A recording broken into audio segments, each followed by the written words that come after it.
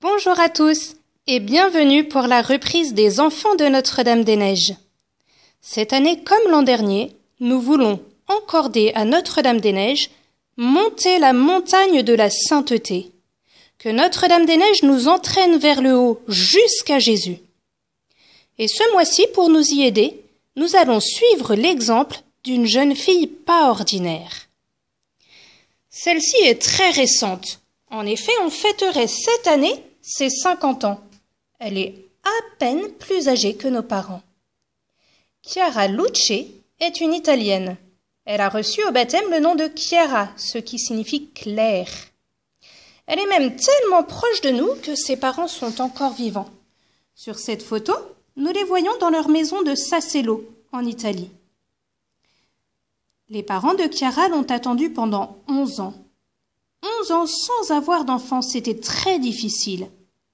Et puis au bout de 11 ans, Dieu leur a fait cadeau de Chiara. Ruggiero, le papa, était tellement heureux de savoir que sa femme attendait un bébé qu'il la portait dans les escaliers pour que celle-ci ne se fatigue pas. Au bout de 11 ans, Chiara est née. Nous la voyons sur cette photo, âgée de 4 mois, entourée de ses parents. Dès toute petite, Chiara est rayonnante de joie. Elle passe une enfance très heureuse dans sa maison de Sassello. Elle a 8 ans quand elle fait sa première communion. C'est un jour très important pour elle. Elle reçoit Jésus pour la première fois. Ce jour-là, son curé lui fait un cadeau comme aux autres enfants qui font leur première communion. Il lui donne un livre des évangiles. À partir de ce moment-là, ce livre deviendra son livre de chevet. Elle en lira chaque jour un petit bout. Sur la photo d'à côté, Chiara a 9 ans. C'est l'âge auquel elle fait la rencontre des Focolari. Les Focolari sont un mouvement fondé par une Italienne qui invite les gens à vivre l'Évangile au quotidien. Chiara a donc une vie très simple, mais elle a su rendre chaque chose ordinaire extraordinaire par amour pour son fiancé Jésus. Elle est un exemple pour les jeunes, mais aussi pour tous. Elle nous montre que la sainteté est accessible à chacun de nous. Chiara est très ouverte aux autres, toujours joyeuse, toujours heureuse de témoigner, toujours prête à partager son enthousiasme. Sur ces photos, nous la voyons sur le toit de sa maison à Sassello, ou en train de donner son témoignage à une rencontre internationale.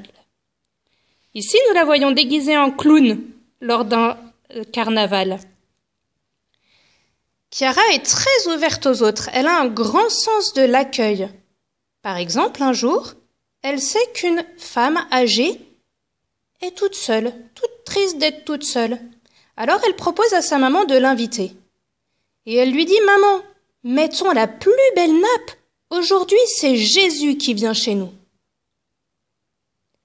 Un autre jour, l'une de ses amies de classe est malade. C'est une maladie contagieuse et les autres camarades ont peur d'aller la voir pour ne pas attraper la maladie.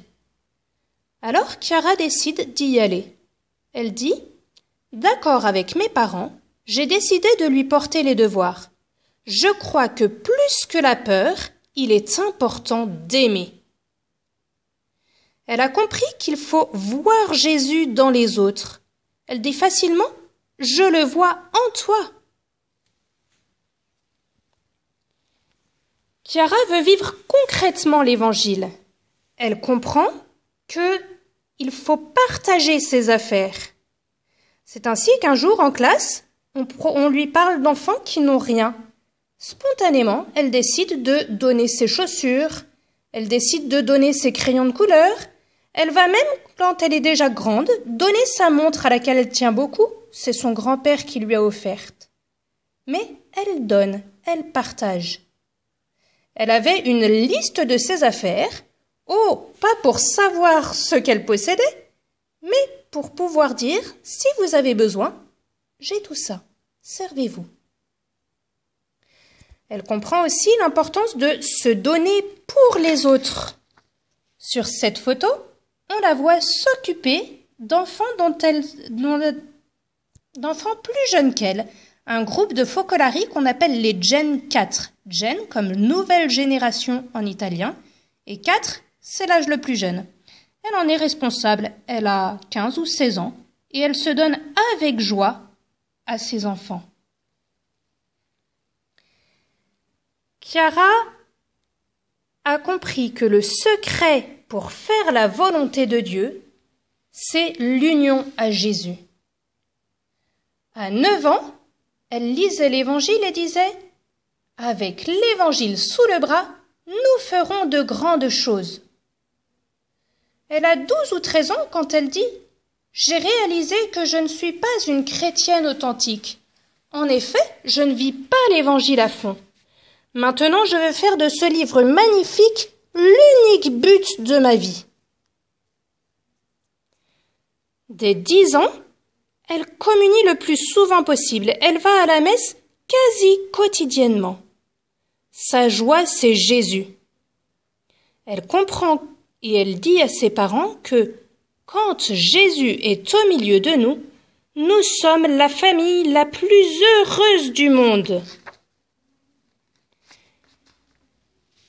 Ainsi, Chiara rayonne Jésus autour d'elle. Et pourtant, elle a 16 ans lorsqu'un drame va la toucher. On découvre qu'elle est malade d'une maladie qui ne peut pas se soigner. Elle a un cancer des os. Pour Chiara, l'annonce de cette maladie est très dure. Elle dira « Pourquoi Jésus ?» Elle va combattre pendant 25 minutes pour accepter cette volonté de Dieu sur elle. Quand on lui annonce la maladie, Chiara est allée toute seule à l'hôpital. Sa maman ne pouvait pas se déplacer ce jour-là, elle avait un problème de dos, et sa maman a dû la laisser partir seule. Sa maman savait l'annonce que Chiara allait recevoir et attendait son retour pour la réconforter. Mais lorsque Chiara arrive, elle ne dit rien. Elle dit juste à sa maman « Non, maman, pas maintenant ». Et elle va se jeter sur le canapé. Chiara va lutter pendant 25 minutes. Et au bout de 25 minutes, elle dira à sa maman, avec son grand sourire et une belle lumière dans les yeux, « Maintenant, maman, tu peux parler. » Elle a dit oui à Jésus et elle ne reviendra plus jamais en arrière. Elle se répétera la phrase qu'aimait à redire la fondatrice des Focolari. « Si tu le veux, Jésus, je le veux moi aussi. » Pour elle, ce n'est pas facile. Tout va s'en aller petit à petit. Il va falloir qu'elle soit hospitalisée, elle ne pourra plus aller à l'école comme d'habitude. Il va falloir qu'elle reste au lit, elle ne pourra plus marcher. Mais Chiara rayonne quand même la joie. Chiara se donne aux autres et en se donnant, elle trouve la joie. Nous la voyons ici, le jour de sa fête, couchée dans son lit. On est venu lui apporter un gros gâteau. Et Chiara remercie. Regardez ce regard entre elle et sa maman. Un regard tellement plein d'amour. Chiara a compris que accueillir Jésus, c'est accueillir les autres. Une fois, c'est son médecin qui vient. Ce médecin est un croyant. Mais Chiara est un tel exemple qu'il dira « En rencontrant des gens comme elle, on a envie de devenir croyant. » Pourtant, Chiara ne dit pas grand-chose. À sa maman, qui lui demande une fois « Mais à tes amis, tu parles de Jésus ?» Elle répond « Oh, ma mission, ce n'est pas de leur parler de Jésus. Ma mission, c'est de leur donner Jésus par mon comportement. » Chiara reste en contact avec tous ses amis par le téléphone. Et même par ce moyen si simple, elle peut rester en contact avec eux, leur donner Jésus, leur donner ce qui fait le centre de sa vie. Elle est soutenue dans sa maladie par ses parents, ses amis. Elle leur dit « Je sens très fort votre union, votre prière, qui me permettent de renouveler mon oui instant après instant. » Et ce oui lui permet de tout offrir. On voit sur cette photo qu'elle a les cheveux très courts. En effet, sa maladie lui fait perdre ses cheveux et un jour le médecin lui conseille de les couper. Pour elle, c'est une grosse épreuve. Elle y tenait à sa belle chevelure longue et soyeuse. Mais à chaque mèche qu'on coupait, elle répétait « Pour toi, Jésus, pour toi, je l'offre ». Chiara va ainsi continuer à offrir, à prier avec les autres, à leur tenir compagnie, à les réjouir. Et puis, voilà qu'elle reçoit aussi beaucoup de visites. Regardez-la, toute joyeuse dans son lit, faisant le clown pour rassurer les autres. Vous voyez que je ne vais pas si mal que ça. Le jour de ses 18 ans, ils lui font un cadeau qui va beaucoup la réjouir. Un petit chien. Elle va l'appeler Briciola, Bricole. Ses amis sont nombreux à venir la voir dans sa petite chambre. Chiara continue donc à vivre comme si tout allait bien. Et pourtant, elle se prépare à la rencontre avec Jésus. Elle se prépare à la rencontre avec celui qu'elle nomme son époux. J'ai choisi Jésus abandonné comme mon premier époux, dit-elle. Et cette rencontre va se faire le 7 octobre 1990. Chiara a presque 19 ans. Elle aurait eu 19 ans 3 semaines plus tard. Cette vie a donc été très brève. Et pourtant, tous ceux qui l'ont entourée témoignent que Chiara a rayonné jusqu'au bout. Sur son lit de mort, elle a encore ce visage serein, paisible. Elle est allée rencontrer Jésus, son époux. Chiara n'a rien fait d'extraordinaire dans sa vie. Chiara est toute simple et Chiara peut nous aider ce mois-ci à vivre comme elle, avec Jésus, pour Jésus.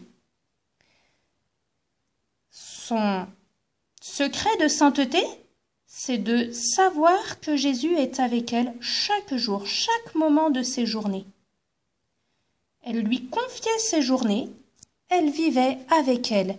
Elle essayait de le voir dans chaque moment de ses journées. Alors, ce mois-ci, avec elle, on peut essayer de confier chaque moment de nos journées à Jésus. Jésus veut rester avec nous, mais pour rester avec nous, il aime que l'on l'appelle. Et Chiara peut nous aider à penser à offrir chaque jour au Seigneur, tous les matins, par un signe de croix ou par quelques mots. Dès maintenant, nous lui demandons son aide. Au nom du Père et du Fils et du Saint-Esprit. Amen. Chiara Luce, comme toi, nous voulons nous confier à Jésus, savoir qu'il est là à côté de nous, lui confier notre journée. Aide-nous, Chiara, ce mois-ci, à penser à lui tous les matins. Aide-nous à nous tourner vers lui par un signe de croix et quelques mots chaque matin. Notre-Dame-des-Neiges, aidez-nous à grimper la montagne de la sainteté vers Jésus avec vous, en lui confiant chacune de nos journées. Je vous salue Marie, pleine de grâce, le Seigneur est avec vous. Vous êtes bénie entre toutes les femmes, et Jésus, le fruit de vos entrailles, est béni. Sainte Marie, Mère de Dieu, priez pour nous pauvres pécheurs, maintenant et à l'heure de notre mort. Amen. Au nom du Père, et du Fils, et du Saint-Esprit. Amen.